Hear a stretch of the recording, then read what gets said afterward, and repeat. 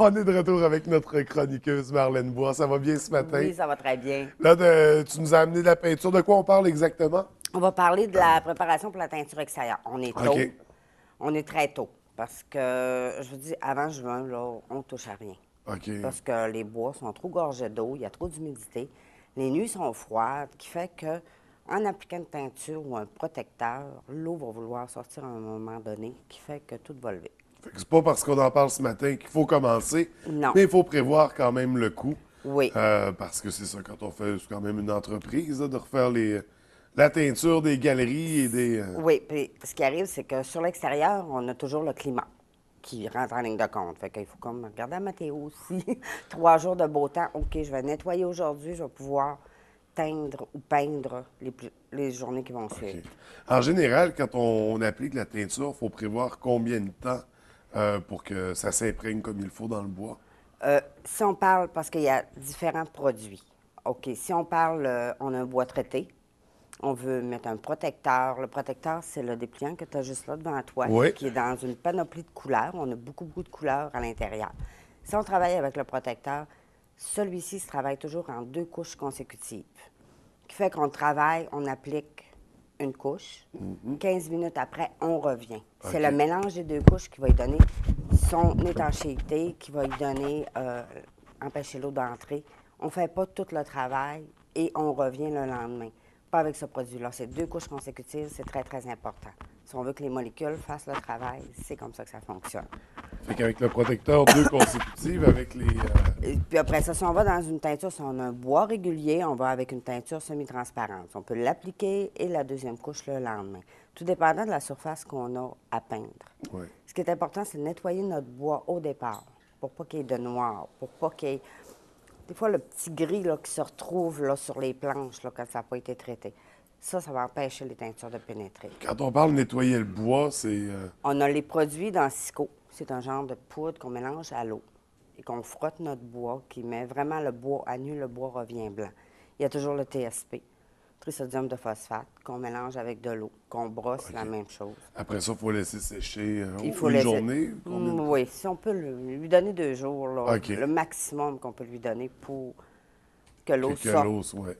l'eau sorte comme il faut du bois. Ensuite, il y a les teintures opaques.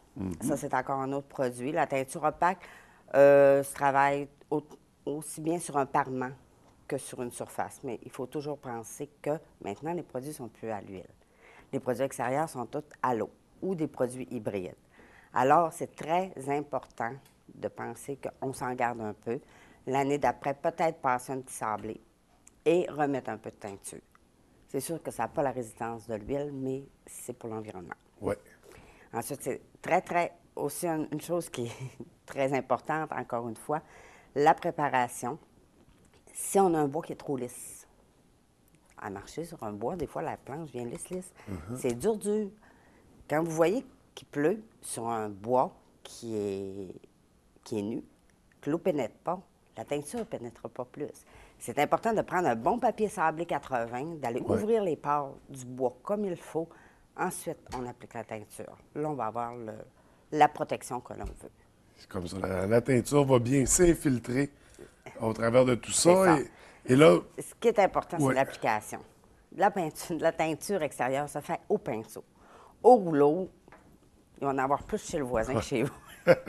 Parce que Fait c'est que liquide. c'est moins- très, très liquide. Alors, on va avec un pinceau soie, pas de pinceau de polyester. Parce qu'un pinceau de polyester, vous allez le tremper dans votre teinture, vous allez passer votre temps à tremper parce OK. que le pinceau n'absorbe pas assez de produits. Fait que c'est très important de prendre un pinceau soie que lui va absorber plus de produits. Vous allez travailler valant la peine. Puis on ne vide pas pour l'étendre. On va vraiment l'appliquer au fur et à mesure on trempe notre pinceau. Parce que des fois, il y en a qui prennent des petits trucs, mais c'est pas toujours le bon. Donc, qu'est-ce que ça peut occasionner quand les gens vident? Ça va faire des taches ou. Ça, oui, ça va faire un spot, puis c'est de l'étendre comme il faut. Puis si on va avec un protecteur, c'est tel que tel, mais c'est liquide, là. Tu sais, il faut quand même être assez rapide, là. Fait que l'idéal, c'est de prendre le temps de le faire. C'est l'été, on profite du soleil. On le fait comme il C'est faut. ça. On n'applique pas ces produits-là au soleil. On OK. profite du soleil, mais on ne l'applique pas au soleil. On se compte toujours le temps qui va être à l'ombre. OK. Parce que pour pas que ça cuise. Si ça cuit, on perd le... OK. Fait que très important, à l'ombre Mais après ça, ça prend du soleil pour le faire sécher. C'est ça, ce qui est très important. Ensuite, les fameux gardes avec les barreaux. Les gens disent, oh, juste à penser à faire mes barreaux, là. Ça, c'est la petite mitaine. OK, on se met un gant à l'intérieur, un gant à latex. On ne veut pas se teindre la main non plus. On ne veut pas se teindre la main. C'est vraiment le même principe pour laver les autos, là. Une mitaine pour laver les autos, là. Fait qu'on trempe vraiment dans la teinture, puis on va vraiment, avec ça, on est capable d'enrober comme il faut notre poteau, puis de faire tout le tour. Ça se fait tout d'un coup, c'est ça? C'est ça. Parce que des fois, avec le pinceau, on est comme ça. Ah, il y a 4 côtés. Comme ça, on arrive, hop, on oublie une petite ligne. Ouais, là, ça rentre mal entre 2 barreaux avec le pinceau. Ça va pas là, bien. Ouais. Fait que ça, c'est pour aller rapidement, là, c'est vraiment l'idéal. Ensuite, dans les couleurs. Oui. Les couleurs, on a dans les protecteurs, ce qu'on parle, c'est protecteurs ici pour les bois traités et le semi-transparent. Ça, c'est des couleurs qu'on peut faire ici comme dans le protecteur. Comme on peut voir, le protecteur et le semi-transparent, on garde notre lit du bois. Il y en a qui veulent garder, qui veulent vraiment voir le lit du bois. Avec ça, il n'y a aucun problème. C'est les protecteurs et les semi-transparents.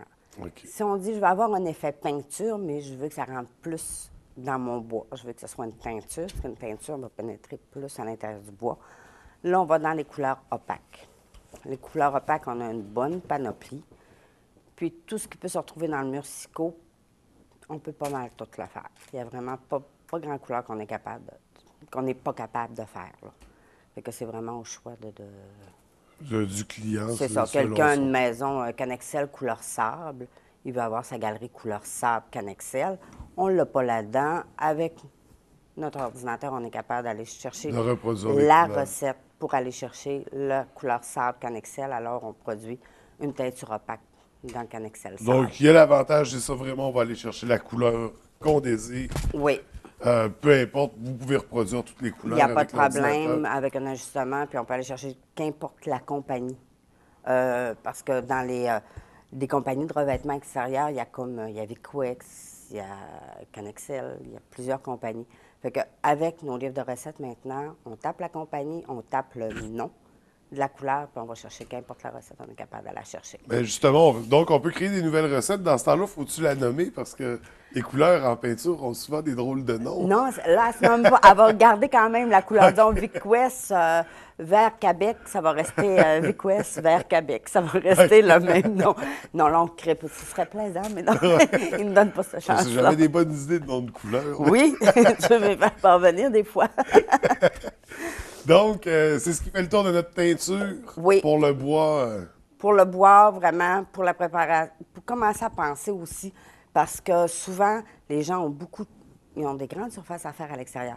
C'est tous des produits qu'on est capable d'avoir au 20 litres. OK.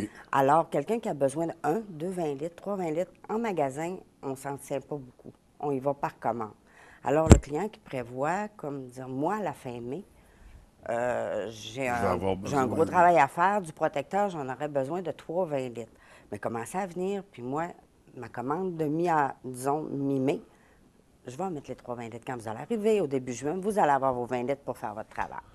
Donc, ça va être disponible pour le client. Il ne faut pas avoir peur. De toute façon, on appelle, on va voir, on s'informe, on peut commander, c'est ça, des produits plus précisément comme ça. Plus spécifique. Plus spécifique, yes. Donc, c'est pour nos teintures. Et là, tu nous as amené aussi deux catalogues. Oui, on a le petit festival du petit catalogue. On a ici les meubles patio. Tous les meubles patio qu'on peut avoir en magasin. Vous allez voir, on a vraiment parce que la prochaine chronique, on va parler des meubles jardins. Okay. On a vraiment une belle panoplie. On a des beaux sofas, on a style modulaire pour l'extérieur, des ensembles jardins, des balançoires pour les grands et les petits, des tentes aussi pour les petits.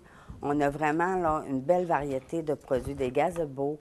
Puis les couleurs, cette année, sont très, très intéressantes. On parle du turquoise, du rouge. C'est vraiment là, très lumineux, très agréable dans les meubles jardins. Fait qu'à compter de la prochaine chronique, c'est là-dedans qu'on tombe. On tombe là-dedans. De toute façon, on vient de sortir à l'extérieur avec notre teinture. C'est ça. On a un pied à l'extérieur. Oui. En tout cas, on a la tête à l'extérieur. La tête est prête à sortir. Avec le printemps, on commence à faire nos cours, nos terrains. C'est ça. Puis ensuite, j'ai apporté ça va être ici, ça va rester ici en studio.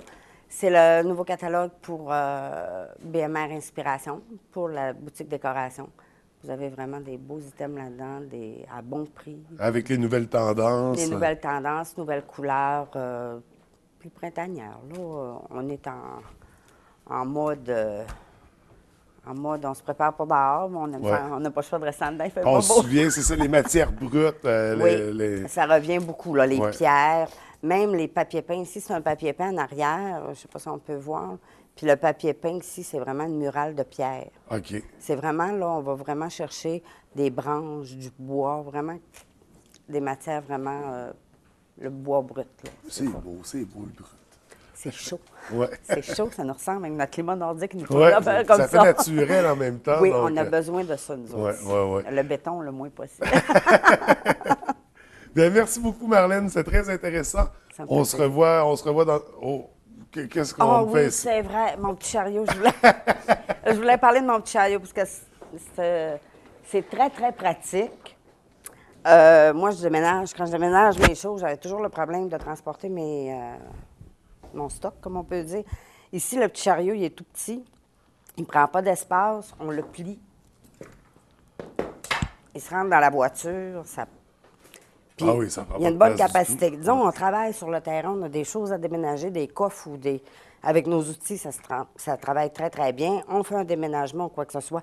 On a un élastique pour attacher le tout. On peut étirer la poignée pour en avoir plus long. C'est un beau petit, comme on appelle ça, un buggy. À avoir dans le coffre de toutes les voitures, ça ne prend pas de place.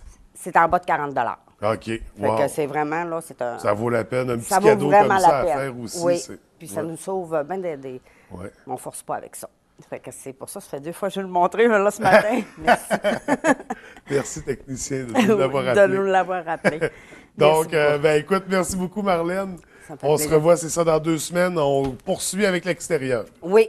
Donc, à dans 2 semaines. À dans 2 semaines. Bonne Merci. fin de journée.